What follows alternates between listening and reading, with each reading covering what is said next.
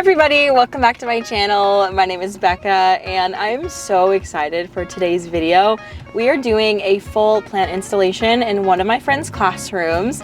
I met this friend at a local mom group and I was like, wait a minute, like, do you have windows in your classroom? Can I come and like plantify it? And she was like, heck yes. So it's a third grade classroom at a local elementary school here. And I went earlier today to take some measurements and get lay of the land and just figure out what's what. So I'm going to insert all of the before shots now so that we just have some reference.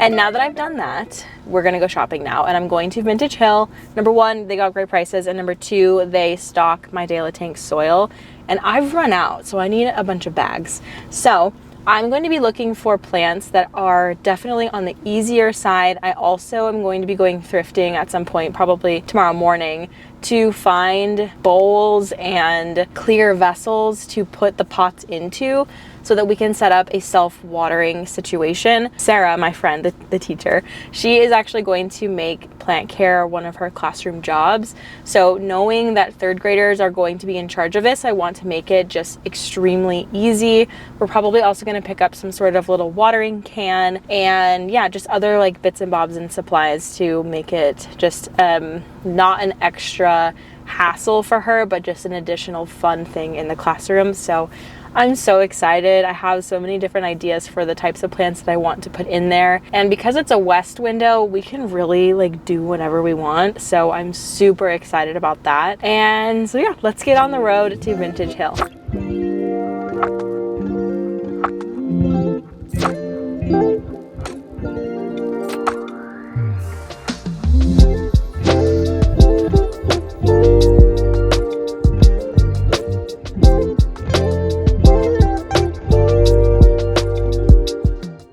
As I was planning for this project, I wanted to focus on plants that the kids would be able to interact with and would be interesting and fun.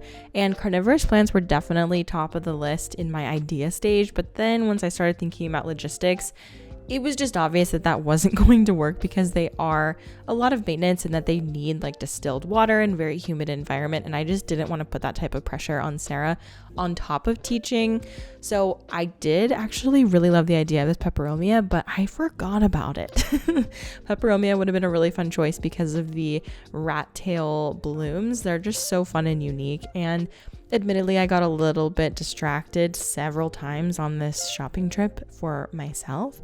Vintage Hill just always has such amazing plants, and I saw one of my longtime wish list syngonium on this trip, which was just so cool. But back to the classroom plants, the philodendron micans was definitely a top contender, but I didn't like that they weren't very full. And as I was looking at those, I looked up and I spotted this heartleaf philodendron, which was so full and so long. And I immediately thought, you're coming home with me. So I very quickly took that up to the front to reserve it. And then I started looking at the Sansevieria because I knew Sansevieria or Dracaena would be a really great choice for this. They are, number one, very striking, and number two, easy. Very, very easy. These plants are tough as nails. So I picked out one that I thought would be really fun and dynamic in the classroom, put it on hold, and then, oh my gosh, look at this. It's a Syngonium batic. This was one of my first wish list plants when I was like super obsessed with Syngonium. Now, if we're going for the unique factor, cacti are definitely in that realm. And here's the thing though, they are kids, and I want to be hyper aware that they could poke themselves and hurt themselves. So I looked up and I saw some really beautiful jungle cactus. These are some ripsalis. And then I looked up even further and I saw this rickrack cactus, and I just absolutely knew that this one had to come home with us. It's so funky and unique. And then I found these small little clusters of cacti, and I liked that there was different ones in each pack, and it's just going to be a really fun addition to the classroom. Again, getting distracted by all of the beautiful plants, and I saw this bloom and I wondered if they did this on purpose or if it just sort of happened.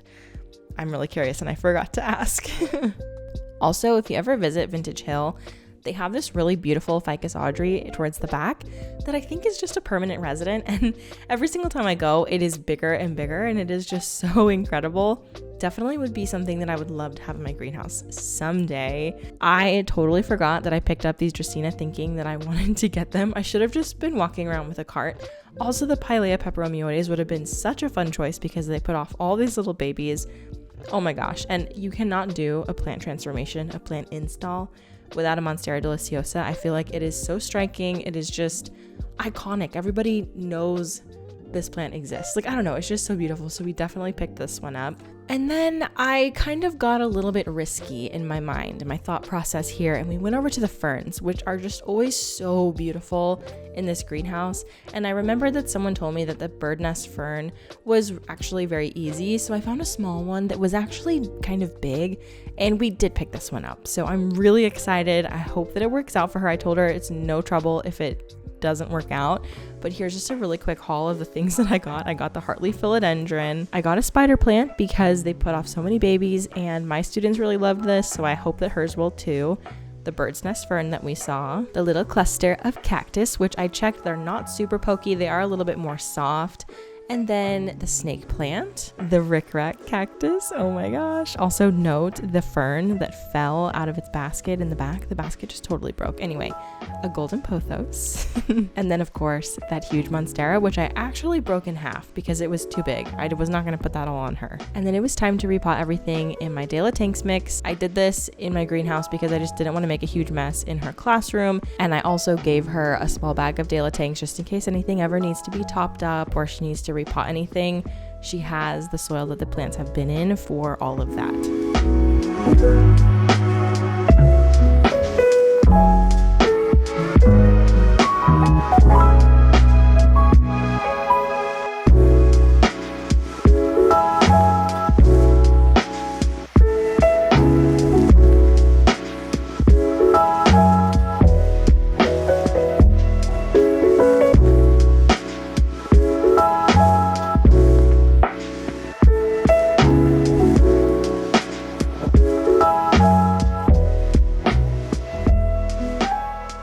Good morning, everybody. We are starting the day at the thrift store because I need to get some saucer dishes and hopefully some clear bowls to put inside of the macrame hangers for the hanging plants.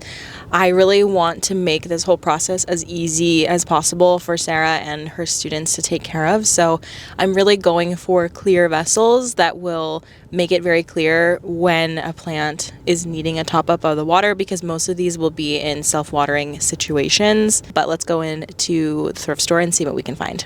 I want to give a shout out to my friend Bree from Plant Girl 50 on Instagram for giving me this idea of thrifting vessels to put your plants inside of, not necessarily as a pot, but as a saucer. How cute would this pie dish be in like a big white pot? Oh my gosh, so cute. I love the idea of this because it not only catches the water that comes out of the bottom of the pot, but the plant will then be able to suck it back up and use it again. So I was just kind of looking around for things like that. I found these clear plates, which I was so excited about, which I did not end up using in the final shots and everything else, but more on that later. Okay, we were definitely able to find some goodies in there. I tried to stick with like one aesthetic. So we've got clear glass, we've got a Pyrex, we've got this bowl, and then two larger glass bowls. And then just to stick with the theme, I found 4 clear glass plates. Now I'm going to go into Walmart because I need to get some S-hooks for the tension rod for the hanging plants, so that it's easy to take them down if they ever need to. And then I also am going to grab like a watering can, maybe, I don't know, just some other like bits and bobs that might be helpful for them. I'm gonna look in there and see what I can find, but definitely a watering can. These watering cans just about stopped my heart with how cute they are. Oh my gosh, the turtle is so cute. But I did end up going with this elephant because I liked that it had a spout, a spout. I just felt like it would be easier for the kids to use. And then it was time for install day. My S-hooks didn't end up fitting, so I just looped the macrame hangers onto this tension rod, which I was really stressed about. As you can see, I planned on having 4 plants hanging on it to begin with. And then I realized that that was probably going to be way too heavy because it was starting to bow. Here's me reconsidering everything. We ended up only hanging 2 of the plants, which actually worked out really fine. I think it looks so beautiful. It's not too overpowering. And then here's when I realized that my saucers, the glass saucers, were going to be too big. They were hanging off the ledge by about 2 inches.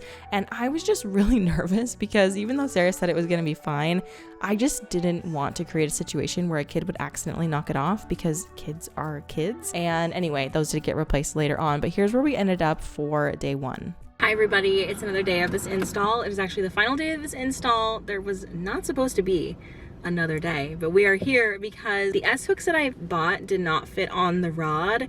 So I'm back at Home Depot to get different ones. I was also here earlier because I needed to get these plastic pots. I decided to switch out the terracotta for plastic for the 2 hanging pots because I just think that it's gonna be a lot easier. Well, they'll maintain moisture a lot longer, number 1. And number 2, as far as the weight goes, it'll bring down the weight quite a bit because I am pretty concerned about the bowing of the tension rod. So we just want to mitigate the weight situation. And then I got 3 smaller saucers. I know that I got the thrifted ones, but they were actually too big, which is such a bummer. But I really didn't want to create a situation where a kid would accidentally knock one and completely knock the plant over. So I hope that this is a little bit better for the windowsill. So walking into day 2 of the install and the final day, we started off by switching out these saucers, which fit the windowsill perfectly. They also matched the pots, so that worked out really great. And then I switched out the terracotta pots for the hanging planters for these plastic ones. They ended up being a little bit bigger than the original pots as well, which I see as a win because it's not going to be needing a repot as soon. And then I did end up giving her some extra soil to backfill that because I forgot to bring it with me that day. Anyway, we went back to hanging up the macrame and I put in the glass bowls, which just looks so pretty. Like if you actually notice it's there, but the plant honestly covers it up and you don't really notice it. And I just think it's a really great way to prevent water from getting everywhere. And speaking of watering, I'm using hydro spikes. This is my first time ever using them, but I've heard really great things about them from people when they go on vacation and stuff. And as I said, I've wanted to make this as easy as possible for Sarah and her students. So I got these clear cups so that students could see when the water level was low so they would refill it for the plants to keep drinking. After doing a little bit of leaf shining and really awesome conversation with my friend, it is time for the grand reveal. I hope you're excited because I love it.